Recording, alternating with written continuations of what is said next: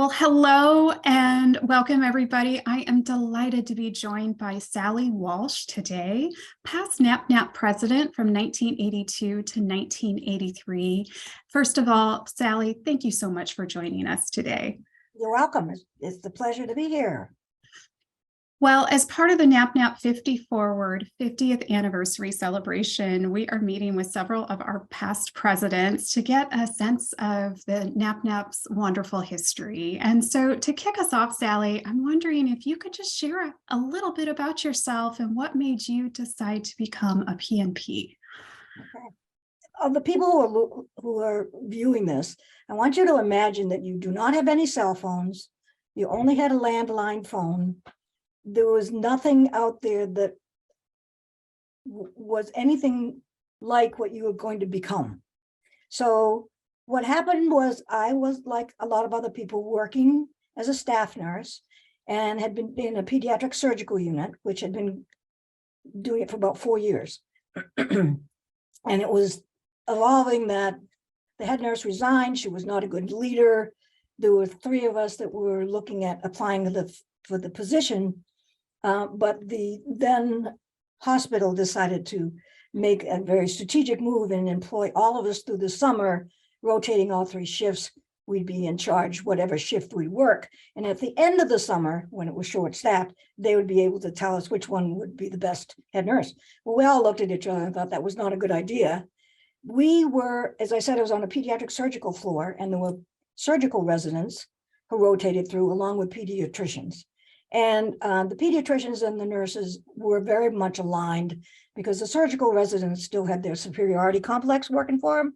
So when it became evident that things were not going well on the floor, one of the pediatricians said to me, have you ever thought about, there's a new thing coming up. It's called a nurse practitioner. It's pediatric nurse practitioner. And the then director of the pediatric public health department is heading up the one in Boston. You should go talk to him. So I'd never met the man, but I'd heard of him. So I wrote a letter, and just coincidentally, one of the pediatricians I was the closest with working with me lived in the same apartment building. I knew his family. We were good friends. He had finished his chief residency, gone off to go in the service, and he was going to be joining the private practice of this physician. The night before this physician got my letter, he and my friend had been talking on the phone about this whole concept of maybe employing a nurse practitioner. My name came up because, it was just one of those serendipitous things. So he called me after getting the record saying, I got your letter. I was talking to so-and-so. So let's come in and talk. As I said, he was the director of public health, pediatric outpatient department. And he had been asked to open another office in a suburban town that was very much underserved. So he thought he would do that, but his idea was to create a position of using that nurse practitioner role as something that would satisfy this. Well, I had no idea what I was getting into. So it was learning on the fly, let me tell you. So I got employed. I worked in his functional office, and then was also by myself covering this new office, not knowing what I was doing, seeing these people coming in off the streets. So it was quite an adventure. You learned very quickly the things you knew and the things you didn't. So that's how I began. That's amazing, Sally. You are such a trailblazer. I love hearing this. So when you made the leap to become a PNP, yeah, was there a formalized education, or was it more of an apprentice model? What did that look like for you? There was a program, a formal program attached as part of the public health department of the hospital. And at that time, I think we were the third ones. Colorado, of course, was first. I'm not sure who's second, but anyway, I think Boston was third.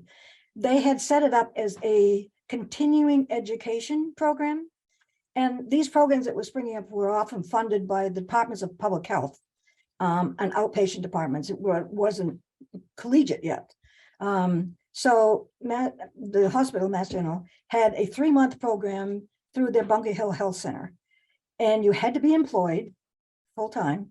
You had to be available to work in that clinical setting 3 days a week. 2 days a week was didactic. Plus we had 2 residential weekends. and we had workshops and things like that. And I can still remember the first day I went to class, there were like 10 or 12 of us. I sat down and the Xerox copies of things, because there weren't any textbooks, came up to my nose. And I remember looking at this thinking, oh my God, how am I, it was just like scared to death, overwhelmed, didn't know what, but everybody was in the same boat. So that was the program, and it lasted 3 months, and they did, I said something like that in January, and then they did 2 to 3 programs a year because it really caught on and people wanted it. At least That's amazing. the pediatricians wanted it, because you remember it was just pediatricians that came up with a concept because there was a shortage. Right. And so they knew that they had been relying on their nurses all along. And, Henry Silver and Pat McAfee came up with the concept and threw it out there, and they obviously succeeded. So That's amazing, Sally. And what year was that? I think 67 was when it started in Colorado, and I was like the second or third class maybe, and that was 71 to 70, January 72. Wow. Yeah. You are a trailblazer. That is fascinating. Thank you for sharing. So how did you then find your way to NAPNAP? Again, as we said, it was just no cell phones. It was called the U.S. Postal Service, and telephones. We had an alumni group as part of the program I was in, because by that time there had been maybe 3 or 4 classes. So there were about 30 of us, and we had an alumni group, and I became chairman just because I was the youngest, and it was I got a letter from this woman, a nurse practitioner in a group in Ohio, saying, I've been in communication with some other people who are new nurse practitioners, well, they call them nurse associates out there. And we were wondering if we should all get together and explore what we can do, because we're all over the country, but nobody is able to do it. So we said, sure. So we communicated enough by letter and by phone to decide to get together in Ohio, Columbus, Ohio. And the person who initiated this, Jan McCleary, coordinated all this. Her husband picked us up at the airport. We all flew in. This was on our own dime. And we met I remember we were met in a motel room at the airport. So we got together and we said, well, let's go ahead and do this. So we continued to communicate by phone and by letter. We decided to do another organizational meeting. And I remember one of them was in San Antonio, Texas, because we had some people from Texas there, military and other people. And that was January of 73. And by that time, we decided, well, we can organize, because we had other people who were not only expressing interest, but really supportive of the concept. And they were pediatricians, but they were also people who we learned through our working in offices of public health. And they were actually the drug companies back in the day when they came to support the people who they would selling their product to, but it wasn't like you think of today. I mean, they were needed products. They asked our advice. We asked their advice. They gave us all the business model, instructions that we needed, and supported us. They would sort of fund some of these meetings. They would give us grants and sort of say, well, we can give you $500 to run this meeting.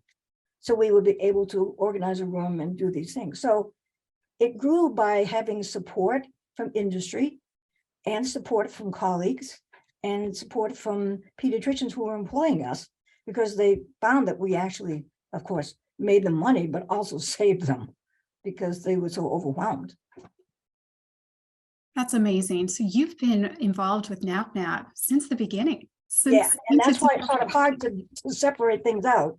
I've got a couple of funny stories on the way, but to get to the first meeting, yes, we had by that time had been talking with enough pediatricians and the American Academy of Pediatrics, who again were supportive of us. And they said, well, why don't you we wanted to have a place where we could have a meeting. And they said, well, why don't you just come and meet with us? We're having a conference and such. So we started meeting, doing continuing education meetings attached to the academy meetings, so we could have educational opportunities from their speakers and also use their as speakers for ours, because we didn't really have the experts in nurse practitioner education by that time, but we did have people who were doing things in their own areas to try and create the role and what they were finding into. So That worked out for several years. You want me to tell the funny story now? Yeah, please do. Okay. I don't remember exactly what time it was, but I know it was in the South because my memory is of Southern accents involved. We were having our conference attached to, back to back with the American Academy of Pediatrics. We, by that time, had an executive director, it was the second one, who was very efficient and was running around to make sure that things were right. Well, whatever room she went into, nothing was set up. The audio wasn't there. The chairs weren't set up. So she would be going and putting out fires everywhere. And I remember what I was doing, I was in one role. We had, by that time, we had a public relations chairman who was coming as the conference, as our meeting was going on, because she was going to exhibit at the American Academy of Pediatrics, because we were still trying to get jobs. You know, there was still an ignorance of what we did. And, you know, so people wanted to talk with us and see what we did. So the woman, the public relations person, came to the hotel and said, can you tell me where the AAP, the Academy Pediatrics is, you know, because we need to go down. And the woman says, what? She says, it's the AAP. She says, lady, I don't know where that AAP is, but I know where those Napa people are. You know, so we had made our mark both in the hotel and on the exhibit floor. So, but we laughed about that. Those Napa people, we know where they are. So I love it. I love it. Well, anyway. Sally, so you've been with NAPNAP since the beginning. So I'm wondering, how did you find yourself? What was your path to the presidency? What was my path? Well, probably because there weren't many of us. I sort of started off with every role that we need to. If I timed out of one, I'd go to another one. So I was, you know, vice president the first time because it was Jan McCleary and me. I said, fine, I'll do that. Then I became program for one. And then I went, and I sort of thought, you know, I timed out a little bit because my name had been out there for so much. It was sort of like, you need new people. So I left for a while. And then one of the other people who was evolving to the presidency, they wanted me to get back in. So I said, you know, I didn't know it was a great idea, but I said, well, what do you need? So at that point in time, they wanted me to chapters coordinator. So by that time, we'd set up the chapter system, you know, so it was obviously succeeding. So I did that. And because of that, my name again was known. And I'll just tell you this other thing, talking about if you don't think your vote counts, I ran against one other person and I was elected president for the next 82 and 83 by 3 votes. So the person who called me said, well, you haven't exactly got a mandate, Sally, but you're in, you know. So I said, oh, great. So, but it was the best thing that ever happened to me because the other person who ran against me ran again the next year and was president. And that was Carol Rudy. And I always tease her. I said, thank God I won the first time because she was president when we did the whole reorganizational thing of the organization. So instead of having a 1-year term, she had 3. Because, you know, she started, you know, we did the president-elect, the president, the past president, and she had to be in there. I think she had a 1.5 years or whatever it was, but it was like not fun. So I said, oh, I lucked out on that one. So we laughed. Oh, that's amazing. That's Yeah. amazing. Oh. 3 votes. Wow. So that's how I came to be president by that time, because I had gone through everything else. And as you know, if you look at the things, we kept adding more people because the programs kept being added and they were funded by the government. You know, the national government, the Office of Economic Opportunity was one. The Department of Public Health was another. So there was obviously a need and we were all seen as the solution for that. That's amazing. That's amazing. So Sally, in thinking about your presidency, was there a specific issue or item of most importance that sticks out to you during your presidency? I think probably we had been, if you think about it, we had now been in existence for 10 years and we had been successful in some areas, but we were still considered a threat.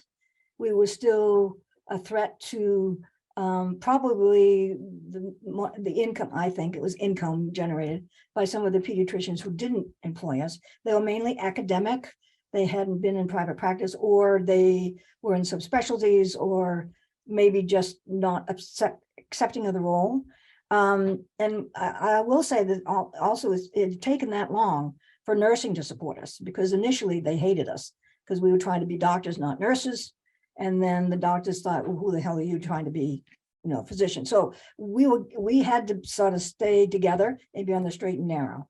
By the time the 10-year came, we were successful. We were getting more in number, and some of the pediatricians were feeling threatened.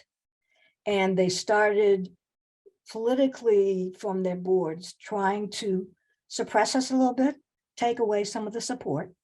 And I can remember the executive director and I went, it was in DC, and we met with the president and their executive, it was the bigwigs meeting. And they said, you've got, the issue was practicing without supervision, under supervision of a physician. And we said, we've got people who are out in the public health areas that you're not there. We can't work under a supervision. You can't say you're supervising us if you have no idea who we are or where we are and what we're doing. And they said, well, if you don't accept this, then we will withdraw our support from you. And I can remember looking at them saying, we're having to beg for jobs. We're having to do these things. So I sort of challenged them. And I said, I don't know what support you think you're giving us, but now you're not offering us jobs. You're not offering us opportunities to go to underserved areas. And so I just said, so pull it back, do whatever you want. So as soon as we left, I remember I was angry, so I tried to be very controlled. And when we left the executive director, it said to me, I can't believe you said that. And I said, what are they going to pull back? They're not doing anything anyway. So we came back and we said to our membership, write notes to the pediatricians that you work with, because their organization is deciding to pull back from the concept and sort of go on this, we're not qualified to practice rant. And they did. And these pediatricians walked in and said, what the hell are you doing? These are the people that are making our practices thrive and are successful. And so they pulled back from their planned approach, shall I say. So that was one thing I think we sort of said, we're grown up now. We've been here around for 10 years and we're good enough to challenge you and prove our worth. So that was the big thing, I think. It was sort of like, what did I do? So. But what a testament to you and leading the charge toward independent practice for NPs. I mean, that's just, that's an amazing story. And thank you for all your efforts. And I think it's such a beautiful reflection of what NAPNAP is and always has been. And that is champions for child health and pediatric NPs. And I'm just so happy that you shared that story and that our audience will have the opportunity to hear it. I think everybody who was a pediatric nurse practitioner or family or neonatal, because they all came to, should look back and look at, they were the pioneers, because think of the nurse practitioner role, it's everywhere now. And people, I remember the first time I thought, finally we're accepted, and I was reading a novel, I think by Tom Clancy, and he just routinely saying, they were checking on their child's hospital admission and they talked to the nurse practitioner. I went, oh my God, it's just part of the pros. And I went, Yahoo. So sometimes it takes something like that to make you sort of validate yourself. So anyway. I agree. And it's just lovely to see, as you said, nurse practitioners in every care setting across the care spectrum. It's just been tremendous, the success of this profession.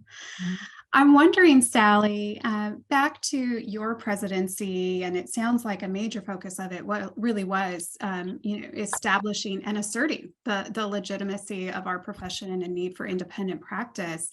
Is there any sort of pediatric healthcare topic that also comes to mind as being kind of central to your efforts within the NAPNAP board? You have, there's a sort of a separate role, because you have your organizational role, and then you have your personal things that are going on in your practice, which then reflects, because then you present. For me, in the practice, it was just, I guess, serendipitous that we had, we grew in the practice and we had 4 pediatricians and several nurse practitioners. And I became interested in pediatric asthma. Just because we had a lot of people with allergies and asthma, and we're always giving them, at that time, adrenaline and aspirin, which was not fun to have to do. I had a mother come to me and say, is there such a thing as a support group for kids with asthma. And I said, I don't think so. I know there's cardiac and stuff like that. So we ran a computer program, which we had for billing with that diagnosis, and we had 60 kids in the practice. So we started a program that would explain what the illness is, talk about schools, talk about families, and then we had the kids all come together. That became a prototype for something that the American Lung Association used. It was called PAC, Parents of Asthmatic Kids. We then taught that as an educational program at the conference. So it sort of became blended, and there were other things that started up over the country, but I think that was one of the big things that came out of both my organizational ties and and the practice, the clinical practice, because you could really, use each other's opportunities and contacts and stuff like that. So that was one of the things that clinically we did. I'm trying to think what else there was. See, I have to look at my notes. Well, I think it's an excellent example, though, really, of, as you say, that multifaceted perspective that we bring, that of a clinician, of an educator, and a leader within the professional organization. And I just have to personally say, I am delighted to hear that pediatric asthma was your area of interest, because you and I share that area of interest. Oh, good. So, okay. thank you for being a pioneer in pediatric asthma as well, and especially focusing on that support of the child and the family. I think it's something that's so often, even today, overlooked, and it's really an essential opportunity for us to lead. So that's lovely. I did change practices shortly thereafter, and I wasn't sure exactly how this was going to be viewed in the new practice I was in, but they were very forward thinking. And as a matter of fact, when I retired, one of the pediatricians got up and talked about what a revelation it was to have somebody come to the practice who thought about involving the parents and the schools and things like that. I thought, by that time was, old hat. Everybody did. It was just routine. So it was sort of interesting that was such a groundbreaking thing. And it became locally supported too, in the local educational things for the pediatricians and the nurse practitioners too. So anyway. Well, that's you bringing. It went on at 82 and 81, whatever it was. Well, that's you bringing the nurse's lens to practice. And I think that's spectacular. We had a lot of things happening that thing. We got our first legislative, what's the word I want? Is it a chair or a consultant? Yeah, it was chair. It was the chairman of the legislation committee, because we had enough people in the Washington area could do that. So that was something that scared me to death, because I had no idea what to do that. I was more clinically focused. We had already gone through, that was the other thing. We'd already gone through the certification exam, and that was another political quagmire, because again, telephone calls. When we were going to meet with the NAPNAP thing, I got a phone call from the director of the program locally and said, I just heard, and you may not know this, that the ANA is going to be establishing a group, and they want to develop a certification program, a certification exam for excellence. I said, how can we do something for excellence? We don't even have an entry level one yet. She said, I'm just telling you, that's what they said. So that became the first conversation about the need for an entry level exam. So out of that, over the next year or so, with the faculties and the clinical people and the pediatricians and stuff, they developed the certification board. And then so that was one of the things that was happened. So it was not exactly quiet, this didn't perk along. It was sort of like going full steam. And I can remember when they were trying to figure out what to do with the recertification process. There were a lot of angry people at that conference challenging what the possibilities were and to get recertified. So that was one of the things and I remember poor Cynthia Hobby, who was one of the presidents, she stood up at that stage and took slings and arrows, like I can't tell you. It was like one of these things you see in the British Parliament where everybody's yelling and screaming. She was up there for that. So I always hold her in esteem from doing that. So, and we started doing awards. That was the other big thing. I have another funny story. I don't want to take too long, but by that time we had decided to do an award for excellence. I mean, for, national thing, and that was the Henry K. Silver Award. We figured we had to do that. And then I think after that, we developed the clinical excellence. What I can't remember what it is, but anyway, I got it. I should know. Anyway, Karen Fond, who became a good friend, is in California. We're going to be introducing at the national conference in Texas the Henry K. Silver Award. What it is, the criteria, who got it, and things like that. And that was going to be because I was chairman of the chapters. That's right. That was one of my other committees, the chapter, the awards committee. So Karen was nervous and everything. So she gets up and she's been doing all her things, and it's the opening session, right? And she said, and now she said, we have a presentation, a special presentation, and I'm ready to get up to give the whole thing about a new award. And then she said, and we're going to present the Henry K. Silver Award to, and whoever it was. And I'm sitting there thinking, Karen, you didn't tell her? She said, what? I said, you didn't. She went, oh my God. And she got up, she said, and now I bet you're all wondering why she got it, And so then I had to get up. We were just, again, one of those things where, we're not polished, we're not smooth. And just, she said, all she could see was one of the representatives in the back just fall out of his chair. He was laughing so hard because the two of them up there and saying, no, you didn't tell me, So those are things that happen. So if you flub up on the stage, don't worry about it, so if everybody's going to be laughing along with you. So. Well, that's excellent advice. There are certainly bumps along the road, but I just, Sally, this is just incredible to hear the work that you did and the contributions you made to NAPNAP and really establishing our foundation. And that work holds true today. You look at it, we are still very educationally focused. We still have the Henry K. Silver Award, and are very active in advocacy and policy work. And it's just lovely to hear how all of that was established. So I'm wondering, looking back on NAPNAP's first 50 years, what's something that you are especially proud of?